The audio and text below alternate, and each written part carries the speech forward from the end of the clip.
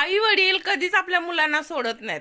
पण ज्यावेळी आई वडिलांना गरज असते त्यावेळी मुलं आई वडिलांना सोडून देतात. हेच आपण नेहमी बघतो.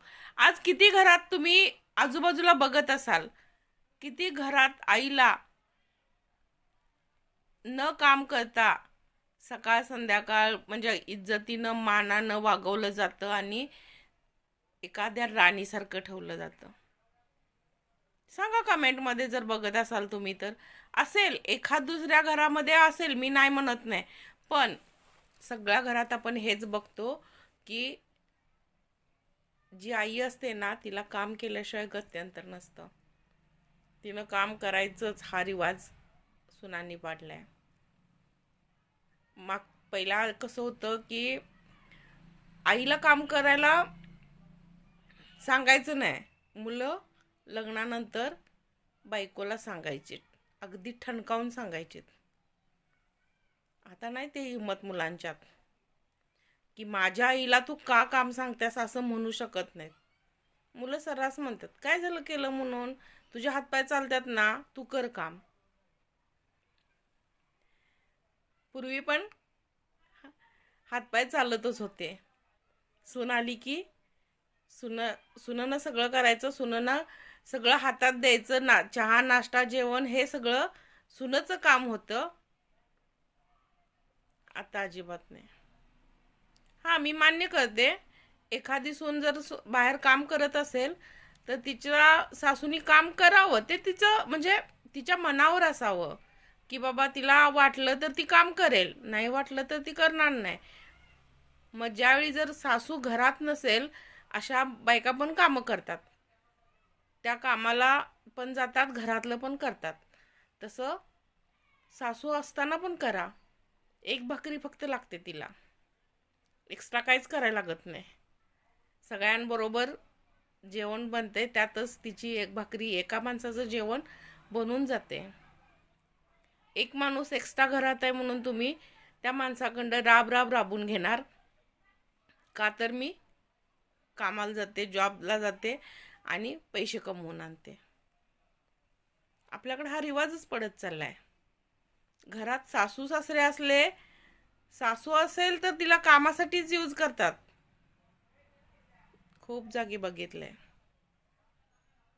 कमेंटमध्ये तुमच्या आजूबाजूला जर असे असतील तर सांगा, आवर्जून सांगा की सासवांना किती घरात इज्जत दिली जाते आणि सून कमवत असताना सुद्धा ती किती सासूला मानापानानं आपल्या आईसारखं वागवते. शक्यच नाही. सर्रास सुना म्हणतात की माझी आई अशी नाही.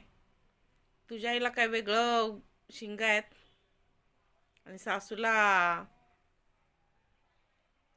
शिंग आहेत आणि तुझ्या आईला शिंग नाहीत, असं काय आहे का? तुझ्या भाऊजाला पण वाटत असते की माझी सासू चांगली नाही. हो, हे सगळं तुझ्या भाऊजाला जर वाटत असेल तुझी आई चांगली नाही, तर मग तुला वाटतंय कसं तुझी आई चांगली आहे, कशावरनं? बरोबर आहे ना माझा मुद्दा? तर आजकालच्या मुलींना आई वडील बसून खाल्लेले अजिबात आवडत नाहीत.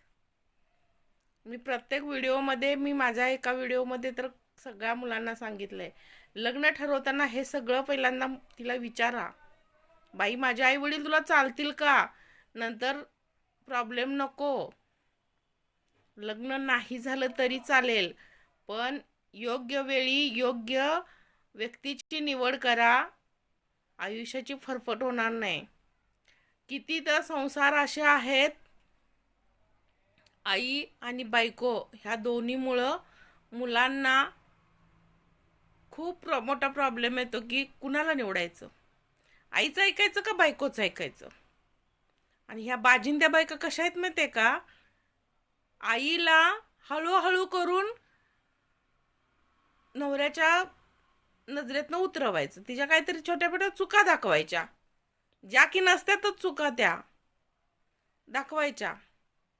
मग हा काय बैल असतो बायकोचा, त्याला वाटतं आई आपली चुकते म्हणून बायको माझी अशी वागते.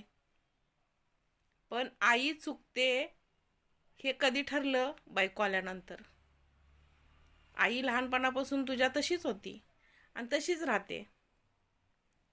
तुझी बायको आल्यानंतर तिला बदलायला तुम्ही भाग पाडताय की घरात फक्त तिनं सुनचं ऐकून राहायचं, सुननं सांगितलेली सगळी कामं करायची घरातली, तर ती चांगली.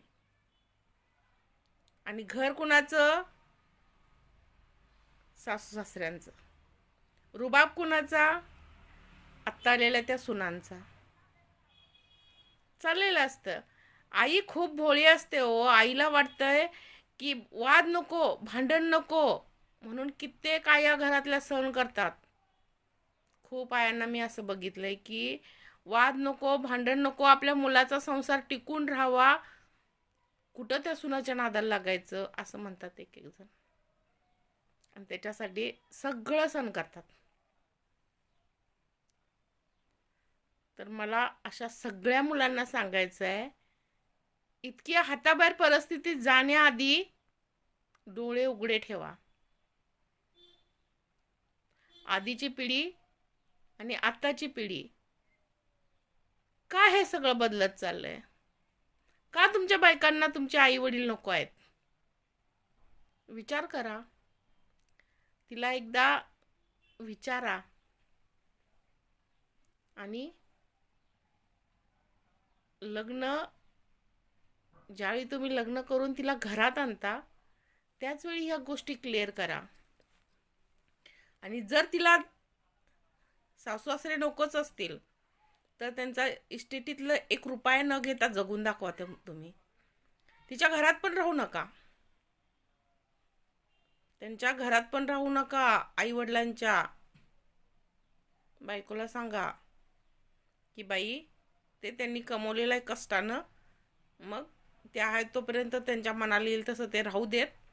चल आपण आपला संसार वेगळा थाटू. आहे तुमच्यात हिंमत? हिंमत असेल तर राहावा. त्यांना कुठं काय प्रॉब्लेम आहे? त्यांना काहीच प्रॉब्लेम नाही. आणि त्यांच्या घरात राहायचं असेल तर त्यांना सुखानं जगू द्या. सुखानं जगू द्या. मरण येत नाही म्हणून आयुष्यभर तुमच्या ताटाखालचं मांजर करून ठेवू नका.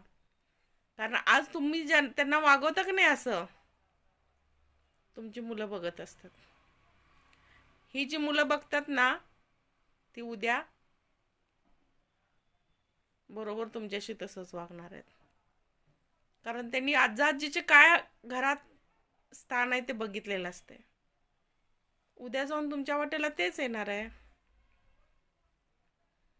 खूप घमेंड आहे या सुनांना की आमची मुलं अशी नाहीत आणि आम्ही असं राहणारच नाही, जणू काही या म्हाताऱ्या होणारच नाहीत. आणि म्हातार झाल्यानंतर सुद्धा ह्या कामच करणार आहेत. करा, खूप घमेंड करू नका. वेळ बदलत असते. आज तुमच्या सासूची वेळ आहे, येईल उद्या तुमच्यावर पण वेळ येईल. त्यावेळी म्हणू नका काय चुकलं माझं. कारण कर्माला माफी नाही. जे पेराल तेच उगवणार आहे. आत्ता कुठं सुरुवात असते. तुम्हाला वाटत असते की आम्ही हे सगळं आमच्या वाट्याला येणार नाही. चुकीचं आहे. करताना कष्ट करा, पण त्या कष्टाला उद्या जर तुम्हाला वाटलं की आम्ही एवढं कष्ट करून सुद्धा आमची मुलं अशी वागवतात, कारण त्यांना तुम्ही जबाबदार आहात. तुम्ही तुमच्या सासू सासऱ्यांना असं वागवलेलं आहे. कर्म पलटून तुमच्याकडे येणार आहे. वेळ लागेल, खरं होणार. कर्माचा फेरा कुणालाच चुकलेला नाही. मी म्हणणारे त्यांना कर्मानं बरोबर योग्य वेळी दाखवलेलं आहे. त्यामुळं घमेंट ह्या गोष्टीची करू नका की आत्ता मी सासूला कशी पण वागवेन, सासऱ्याला कशी पण वागवेन. माझे विचार पटले तर कमेंटमध्ये नक्की सांगा. नवीन असाल तर चॅनेलला फॉलो केल्याशिवाय अजिबात जाऊ नका.